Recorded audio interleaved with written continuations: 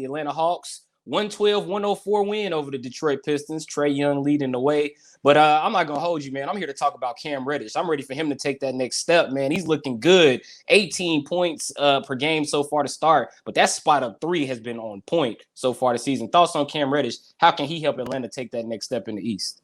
So Cam was where Pat Williams is now. You kind of saw it, but it was in spurts. It wasn't consistent. And that was the challenge from ownership and management to him this offseason. He's come out firing. And I mean that literally. The first time, I believe he was just kind of shooting them up, and everybody's kind of like, okay, hold on, Cam. But then they started falling, and then they kept falling. And now they're still falling. And now you have to recognize that there might be something to this in a season where we know they openly talked about it before the game the other night, extending him and DeAndre Hunter. So Cam knows what's at stake. And if you recall, Cam was one of the highest rated players going into college at Duke, and just happened to land on the team with a bunch of other star level players.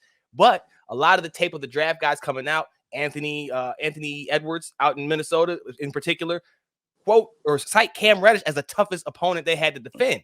It's in there. It just had to come out. And I think part of it was the going between the starting lineup and the bench, just because of how deep that roster is and how many injuries that they had. Things were just up and down with that team.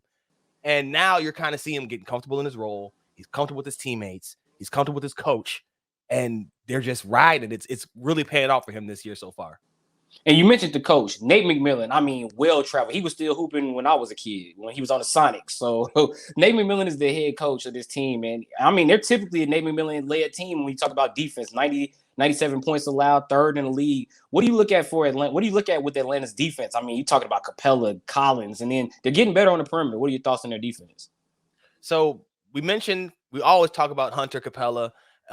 Reddish gets mentioned in the perimeter defense. Don't sleep on a guy like Kevin Huerter. McMillan cited him for sticking the opponent's best player in the playoffs last season with good results because of the injuries that they had.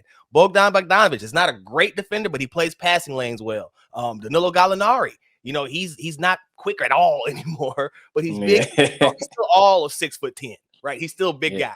I actually wrote about that a few weeks ago, that they have so much hidden or sneaky two-way potential that in so many different lineup combinations that even with Trae Young this season, he's averaging a career high in steals per game at 1.3. Like, it's really, really coming out for them. They're buying into what McMillan is selling, and you saw it last season. But now within a full off season around him and his staff implementing his principles, it's instantly paying off on the floor, as their offense hasn't necessarily been where it needs to be yet.